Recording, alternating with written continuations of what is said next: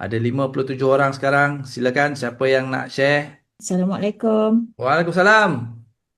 Apa Dr. khabar? Faya. Okey, so kita pun dah sampai ke penghujungnya bulan Ramadan.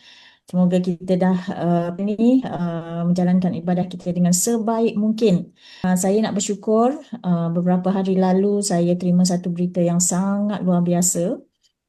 Saya sebenarnya ada syorkan kepada anak jiran yang kelahiran baby, tak boleh keluar NICU selama 3 bulan lebih. Jadi Tak boleh keluar apa jiran kak? daripada NICU, baby punya. Oh, okey. Daripada kelahiran ya. Sebab Tiga apa? bulan.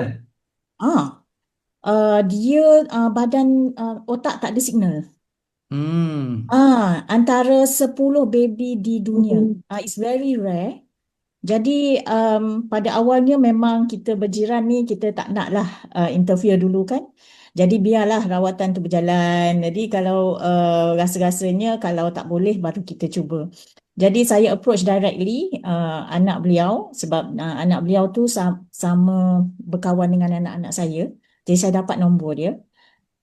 Bila saya ceritakan tentang redox signaling, ya, jangan give up sebab doktor kata tak ada harapan untuk hidup lah.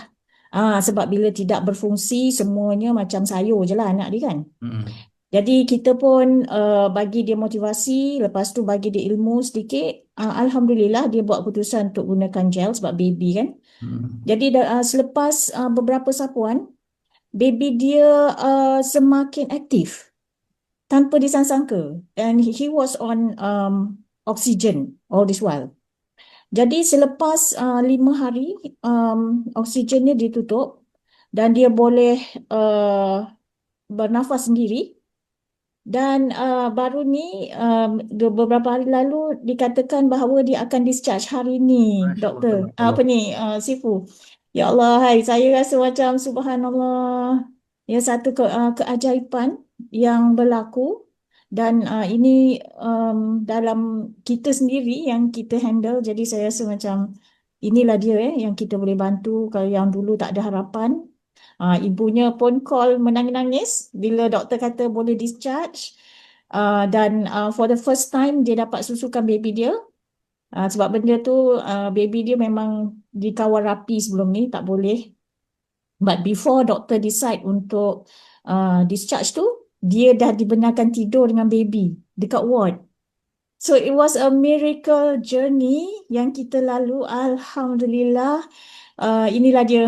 Saya rasa macam it's a really big story.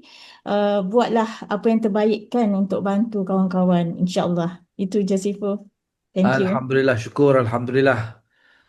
Suka sangat kita dengar cerita yang dikongsikan oleh Dr. Fahaya tadi.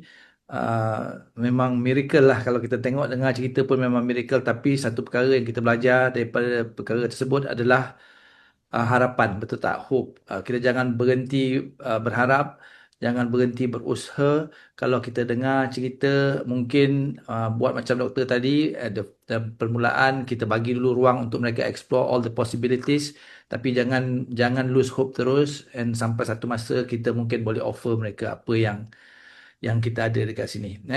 Terima kasih tahniah ucapkan kepada Dr. Faya.